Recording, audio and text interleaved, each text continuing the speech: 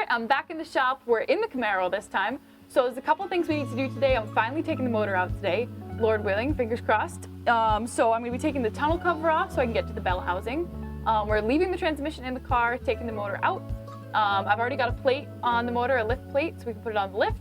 And there's just a couple things we need to do first. Like I said, taking the tunnel cover off. I'm gonna see if I can do it without taking the shifter out. I'm hoping this will work because you need two people. It's kind of hard to reach underneath, get the nuts off the bottom. So my plan is to finagle this out and I will take you guys along. So let's go.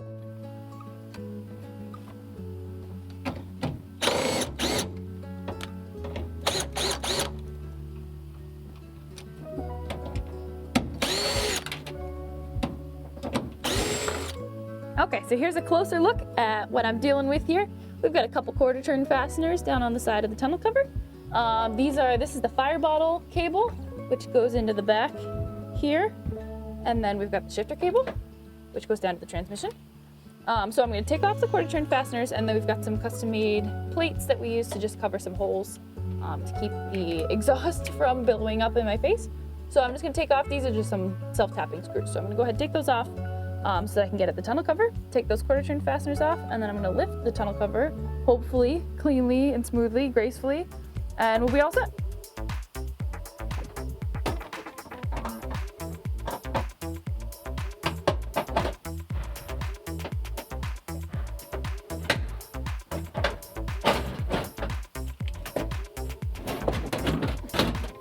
All right, so not too much damage here. I've got the bracket out with the shifter, and then the fire bottle pull bracket here.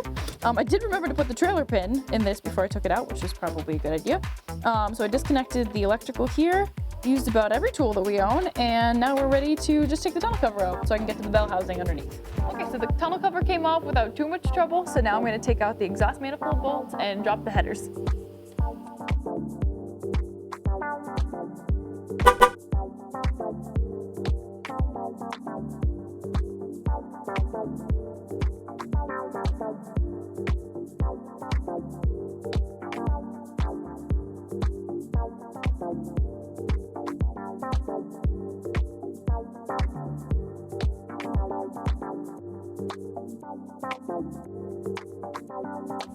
All right, so I got the last of the exhaust manifold bolts out. The header on that side's already off.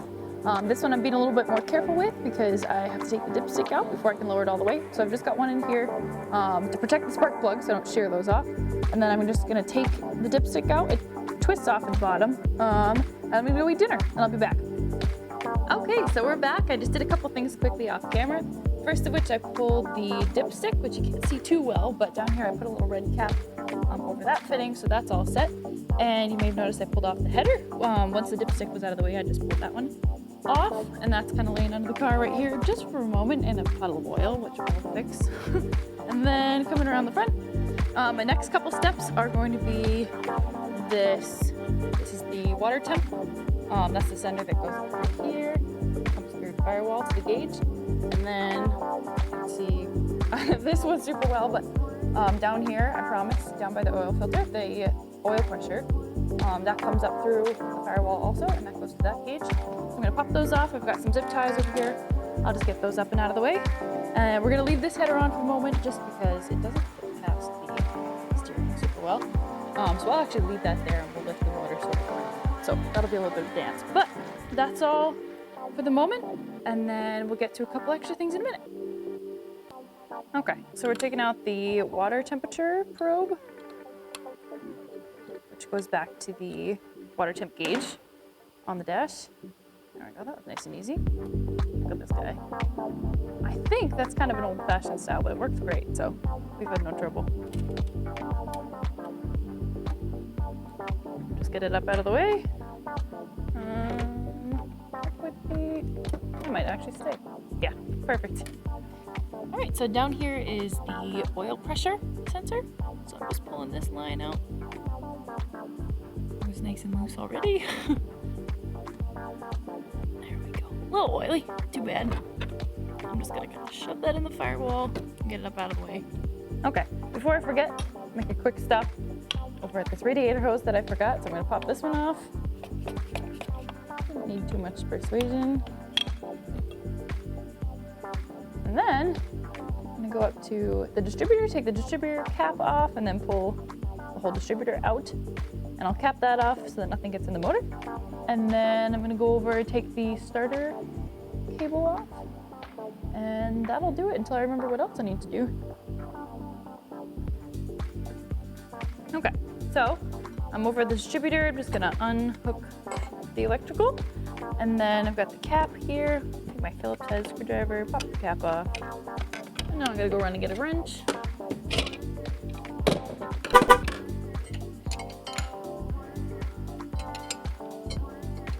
And get this little bracket off here. It's holding this thing in. So one of the changes that's coming next year is the distributor is awfully close to the firewall. So we're actually gonna make a little, sort of a well. We're gonna fabricate some kind of divot there so that it's not rubbing up. Because every now and then a plug wire will pop off and you make a pass with 7 cylinders. That's not ideal. Okay, let's finagle this puppy off here.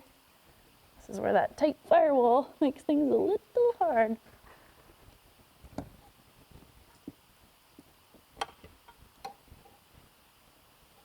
Okay, so the only thing we have to do for the starter is just take off. This is a nice, convenient cam lock connector. If I can get this one off here. So that's kind of cool how that fits in. We did end up making sort of an executive decision with the distributor. It's really tight against the firewall, so we're actually just going to leave that one in for now. And we'll pull the motor out carefully and we'll take it out after. All right, so now that that's all set, we're going to go ahead and take the 3 bolts that are connecting the torque converter to the flex plate, and then go inside the car and take the bell housing bolts out, and then it should just be the motor mounts from there.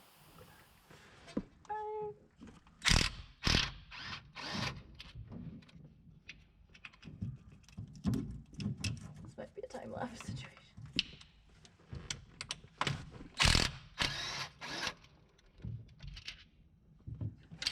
This is a very comfortable position. Done. Okay, so we're all set. We've got the bolts out of the transmission. So the bell housing's free. We have a jack under the transmission just to keep it from moving around.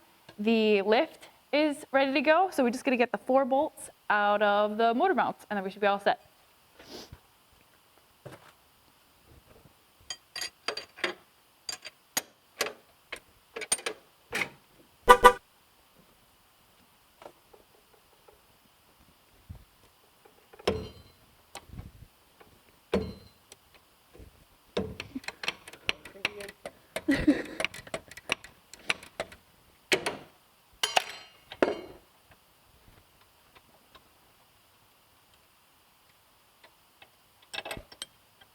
All right.